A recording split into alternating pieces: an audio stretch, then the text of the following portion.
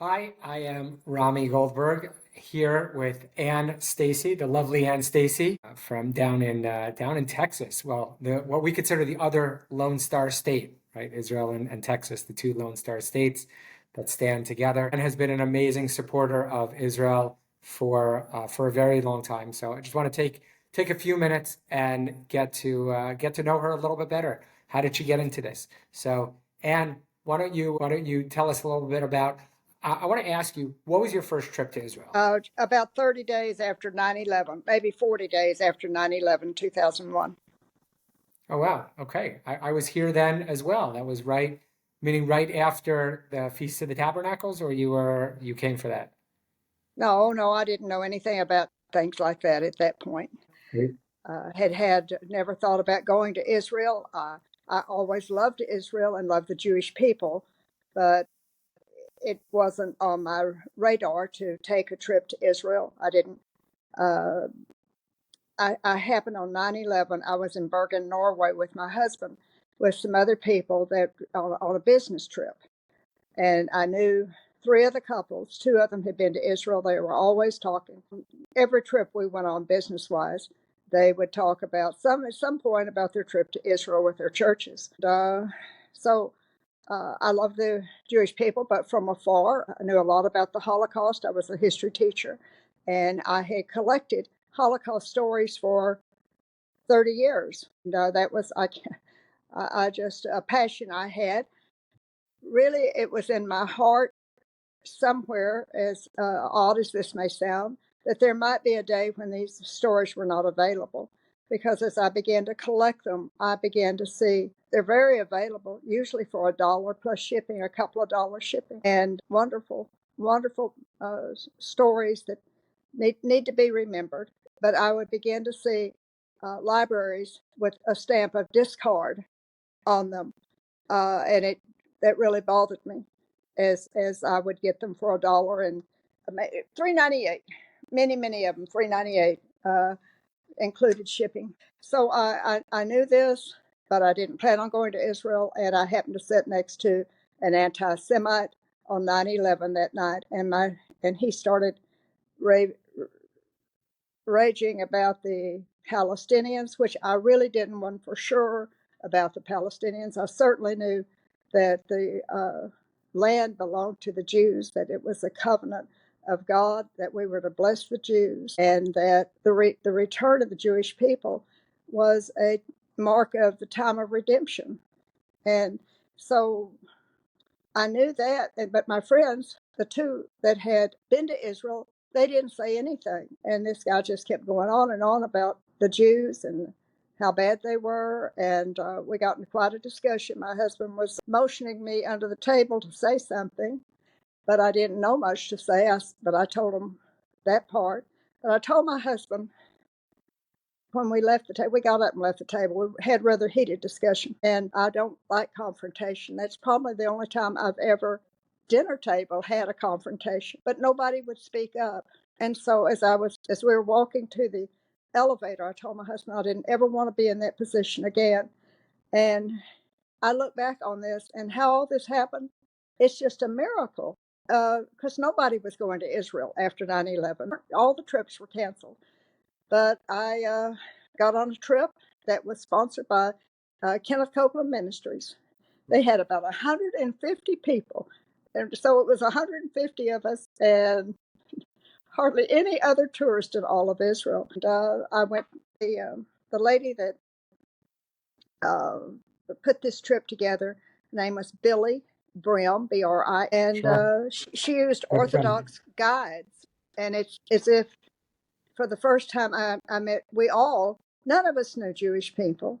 It was like they all lived in, just about everybody lived in Judea, Samaria. And it was like people who were in the Bible, stepping out of the Bible, and they were just believing the promises of God. It changed all of our lives. 150 people. wow. Yeah, Billy Brim is a good friend and somebody that we also have to interview, and we have such a debt of gratitude to her and what she has done. So So did God put it in your heart at that particular trip, or was this something that was then an evolution from that point forward? Well, ever since I was born in 48, my mother was a news person. She always watched Israel. She loved the underdog. And I was about 12 years old with the Eichmann trial. And I remember, of course, we didn't have live TV then, but watching at 12 and thinking, why didn't somebody help these people? And, you know, I'm still asking that question today. Why don't more people help? And then I began to see in the 70s that Scripture, so much of Scripture had been fulfilled, and that it was really a wonderful time to be alive, and that we were born for this moment. Yeah, it's definitely for such a time as this, right? That I actually just over this past Shabbat was reading an article about and how Esther at the beginning of the story is actually very passive and really stays to herself, and she doesn't step up, and then at the end she is commanding and she is leading the way, and so that's really the model that we have a lot of times. No, I don't want to get involved, right? That's what a lot of people say. Uh, why should I get involved? Let it be someone else's problem. Well, I never But planned on going to Israel. Israel, my husband loves trips that are paid for. If it wasn't paid for, and none of you sell so much of a product, you get a free trip. We've been around the world on free trips. There wasn't one to Israel, so I knew I wasn't going to Israel. It changed my life that night, though. And he supported it. He said, I think you should go, because we didn't want to be in that position again to know. And the one thing that I didn't know was about the Palestinian. Well, it didn't take me long to find that out, that there was no such thing as a group of people that were really indigenous Palestinians. yeah, no, you just need to read the Bible. Even the Plishtim, as they are called, the Philistines, were a nation that probably came from Crete, or something, and they were invaders. That was their role within the Bible, as well. So you have started Texans for a Safe Israel, TFSI, and when did you start that organization? And what have you what's been your, I guess, your proudest accomplishment in terms of the organization and what you've been able to do with it? Rami, we started in about 2018, and what I don't know that there's any big thing. It's just connecting people, and that's what I've been happiest with. And if I can connect people so that they become friends. For instance, Sharon Michaels. Rabbi Ellie didn't know Sharon Michaels, and I was able to connect those two. Wow. And many of the people to Kenneth Copeland Ministries, and they have been such a help to the people in Judea Samaria. It's just, but this never would have happened if I had not been involved with a almost totally Jewish group, Americans for a Safe Israel. And I would go with them often 2 times a year. And over a period of time, I guess they were always very nice to me. They began to trust me. They had nobody in Texas, so they sent me some cards, just off the perforated cards, just off the Xerox machine, and that was the best investment anybody ever made, was those copy cards, because I took Yeah. it to heart to try to do something. And you've done so many things. It's amazing because uh, we don't always recognize when a connection that we've made or an introduction.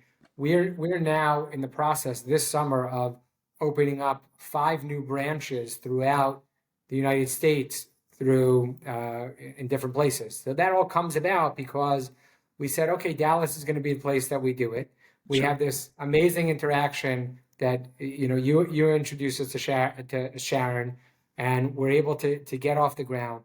Kenneth Copeland Ministries is part of the founding of the Keep God's Land movement for Judea and Samaria, which has been unbelievably successful.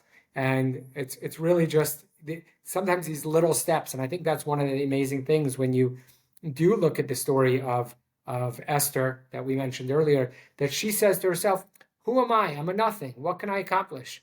And Mordecai says, "Just go, get in Achashverosh's face, and God will work his wonders." So it's amazing to hear those connections with different people. So Well, that would be it. And God has, without, I mean, I feel like the cream of the crop of the movers and the shakers, the heroes, the heroines, the pioneers of Judea, Samaria, somehow have come through this house and have visited us and been able to then connect them.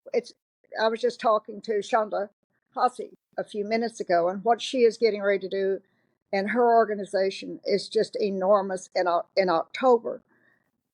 That's not my deal. I mean, we'll support it. What we try to do is, about 3 weeks ago, we had 65 people on a Sunday at 4 o'clock who came to hear a soldier who had actually was a first responder, arrived at Kibbutzim at 9:07, and to hear his story. wow. Yeshai Fleischer was here on Monday and a week ago with Hebron, and we had Rabbi Eli. Rabbi Eli came on Wednesday, and then I have on the next day I had 3 IDF soldiers. I've got 5 of them with me right now. So, Sit in the back. We need them on this side. well, you know what?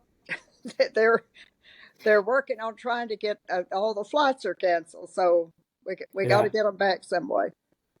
Yeah, but They're going to the ball game tonight. okay, they should enjoy. These guys have worked so hard, and it's nice that they have a couple of minutes break and a couple of minutes to be revived and refreshed, and then they can come back and finish off this war, which we so desperately need to be done. So, what would you say is one of the are the biggest challenges that you see in America and the biggest challenges you see in Israel over the course of the undoubtedly replacement theology. But the cure for replacement theology is a relationship. And once you build a relationship with a serious Jewish person, a Torah Jew, religious Zionist, whatever you want to call, once that relationship is built, once you can sit down and have coffee together, I mean, it changes everything for Christians who think that they have to proselytize all the Jews.